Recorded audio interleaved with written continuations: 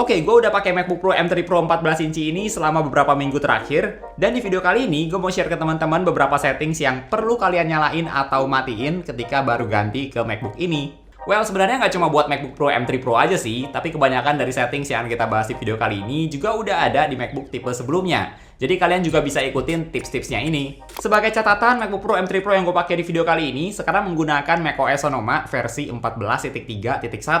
Dan ngomong-ngomong soal macOS, setting yang perlu kalian atur pertama-tama adalah update software terbaru. Kadang gue ada ketemu di kolom komentar ada orang yang ragu buat update ke OS terbaru, mungkin karena takut ada bug atau error dan sebagainya. Tapi dari pengalaman gue, kalau misalnya kalian pakai gadget apapun termasuk MacBook yang keluaran paling terbaru, biasanya kalian nggak perlu khawatir buat update OS sih, karena ini produk terbaru dan Apple juga pasti lebih mendahulukan kasih fitur-fitur terbaru di MacBook atau gadget yang keluaran terbaru biar bisa optimal. Untuk MacBook Pro M3 Pro yang gue pakai ini juga kalau nggak salah bawaannya udah langsung macOS Sonoma, jadi tinggal diupdate aja ke versi terbaru. Nah, kalau udah pakai macOS terbaru, next setting yang perlu kalian atur adalah di bagian trackpad. Dari pengalaman gue cobain beberapa MacBook, yang bikin greget pas awal-awal setting MacBooknya adalah di bagian trackpad. Karena setting trackpad bawaan MacBook itu beda sama yang biasanya gue pakai.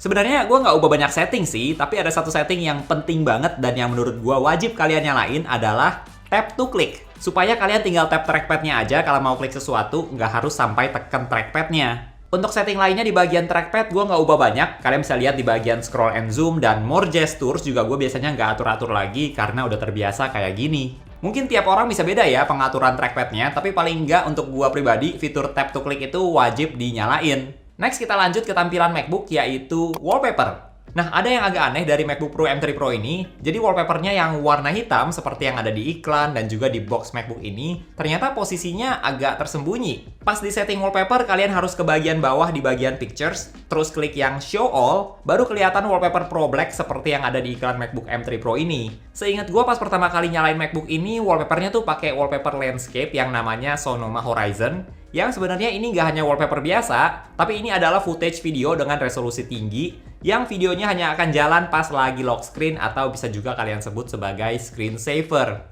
Jadi pas lock screen gambarnya gerak, terus pas kalian unlock, videonya langsung jadi wallpaper dengan resolusi tinggi. Ini juga salah satu fitur baru dari macOS Sonoma, dan pilihan videonya juga ada banyak. Kalian tinggal pilih aja dan download dulu sebelum bisa pakai wallpaper ini. Ngomong-ngomong soal lock screen, gue juga biasanya atur supaya layarnya mati pas lagi nggak dipakai selama 10 menit. Mau itu pakai baterai, ataupun pas lagi dicas juga sama. Dan pas layarnya udah mati, harus langsung pakai password supaya lebih aman. Caranya tinggal pilih yang immediately. Untuk setting yang di bagian bawah, gue juga biasanya nggak atur-atur lagi. Tapi kalau kalian mau, teman-teman juga bisa atur mau tampilin username sama foto atau enggak. Terus kalau mau pakai hints juga bisa, supaya kalian nggak lupa password MacBook kalian. Masih berhubungan sama lock screen, tapi ini soal fitur keamanan. Gue juga menyarankan teman-teman buat pakai minimal 2 fingerprints buat Touch ID, satu tangan kiri, satu tangan kanan. Supaya kalau salah satu jari kalian lagi agak kotor, misalnya sambil makan, kalian juga punya opsi fingerprints yang lain. Untuk semua fitur Touch ID juga gue nyalain, jadi bisa untuk isi password, beli aplikasi, dan sebagainya. Plus, gue juga biasanya nyalain fitur unlock MacBook pakai Apple Watch, buat kalian yang juga menggunakan Apple Watch. Jadi kalian nggak perlu ketik password atau pakai Touch ID lagi pas menggunakan Apple Watch, karena bisa langsung unlock dari Apple Watch kalian. Nah, selain itu di macOS Sonoma, kalian juga bisa taruh widget di tampilan desktop MacBook kalian seperti ini. Ada cukup banyak pilihan widgetnya, terus kalian juga bisa pilih ukuran widgetnya ada yang small, medium, large, tergantung aplikasi. Dan yang gue suka juga dari widget di macOS Sonoma adalah kalian bisa taruh widgetnya di mana aja dengan bebas. Nah, kalau kalian perhatiin aplikasi apa aja yang ada widgetnya, kalian juga akan notice ternyata ada beberapa aplikasi iPhone yang ada widgetnya buat MacBook. Tapi biasanya aplikasi iPhone ini nggak interaktif sih di MacBook, tapi lebih ke sekedar buat lihat updatean aja. Misalnya buat lihat status pengiriman, dan sebagainya.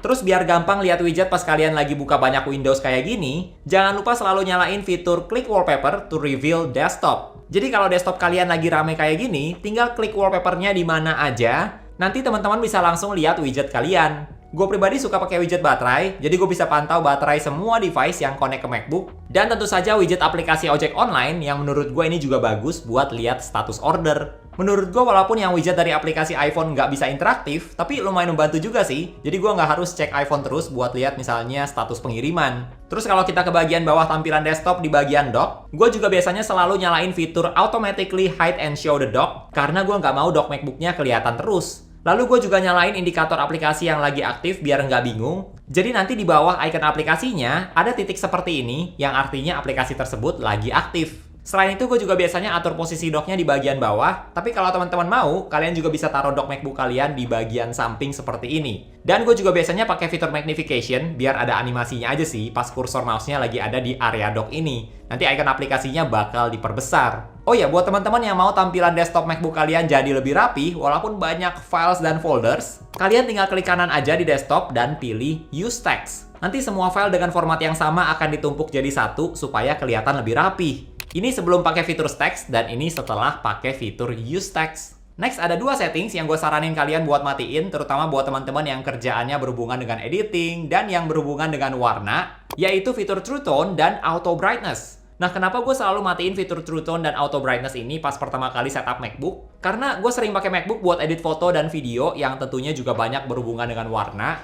Jadi gue nggak mau layarnya otomatis ganti warna, ganti brightness, karena nanti bakal mengganggu proses editing gue. Tapi buat teman-teman yang kerjaannya nggak berhubungan sama warna, kalau mau nyalain fitur ini ya nggak masalah kok. Karena sebenarnya ini fitur yang bagus juga, bisa sesuaiin kondisi cahaya di sekitar kalian. Next, buat teman-teman yang mau maksimalin space layar MacBook kalian, gue juga saranin pilih tampilan display yang more space dibandingkan default. Buat kalian yang bingung, ini tampilan default dan ini tampilan more space. Jadi nanti teks, icon, dan sebagainya, ukurannya akan dikecilin supaya kalian bisa lihat lebih banyak dalam satu page. Tapi menurut gue, walaupun ukuran tampilannya sedikit lebih kecil, semuanya tetap gampang dilihat kok. Dan lebih efisien juga kalau lagi baca website atau artikel, karena dalam satu tampilan kalian bisa baca lebih banyak. Jadi nggak perlu scroll terus-terusan. Tapi kalau kalian merasa jadi susah bacanya, teksnya terlalu kecil, ya lebih baik tampilan default aja sih. Next, gue juga biasanya atur hot corners ketika baru pertama kali setup MacBook. Jadi simpelnya hot corners ini kayak cara cepet buat lakuin sesuatu. Karena kalian tinggal arahin kursor mouse ke area pojok layar MacBook. Untuk gue pribadi, gue aturnya seperti ini. Ada yang buat Launchpad, Quick Note, Mission Control, dan Application Windows. Jadi kalau mau ke Launchpad, tinggal arahin aja mouse-nya ke pojok kiri bawah layar, daripada harus munculin dock dulu, terus pilih Launchpad.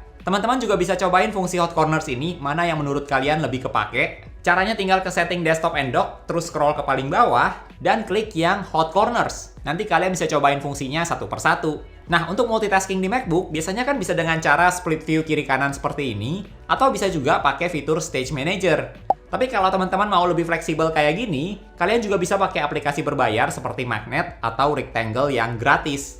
Nanti pas udah kalian install bakal muncul ikonnya di menu bar seperti ini, dan tinggal diklik aja tampilan window-nya mau seperti apa, atau bisa juga pakai shortcuts dari keyboard. Gue sendiri biasanya pakai aplikasi Magnet karena udah terlanjur beli, tapi baik itu aplikasi Magnet maupun Rectangle, dua-duanya punya fungsi yang sama kok, yaitu supaya kalian bisa multitasking dengan tampilan window aplikasinya tetap rapih. Lalu di bagian Safari, biasanya kan kalau MacBook baru, nanti pas teman-teman download suatu file apapun, misalnya file lagu, nanti pas selesai di-download, pasti akan langsung otomatis lagunya diputer. Nah, supaya file yang di-download nggak otomatis dibuka, kalian tinggal ke setting Safari, terus di bagian General, kalian matiin setting Open Save Files After Downloading. Kalau teman-teman udah matiin fitur ini, file yang kalian download nggak akan langsung dibuka. Next, kita ke aplikasi Finder.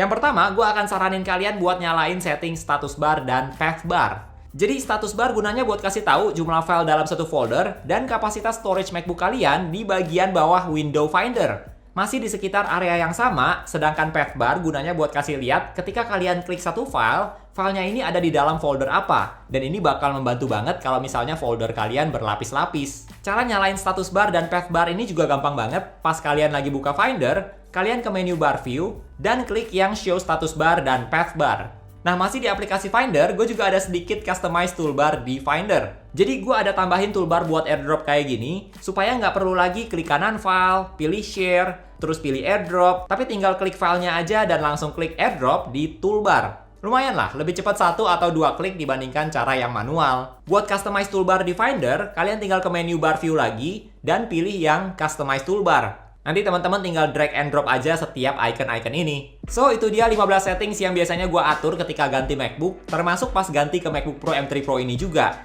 Dan semoga video ini bisa membantu teman-teman khususnya buat kalian yang baru aja ganti MacBook. Kalau dari pengalaman teman-teman, biasanya ada setting apa lagi nih yang biasanya kalian atur pas pertama kali setup MacBook? Coba tulis di kolom komentar ya. Oke, thank you buat teman-teman yang udah nonton video kali ini. Jangan lupa untuk klik tombol like kalau kalian suka dengan video ini dan juga subscribe supaya kita bisa ketemu lagi di video-video yang berikutnya. Bye!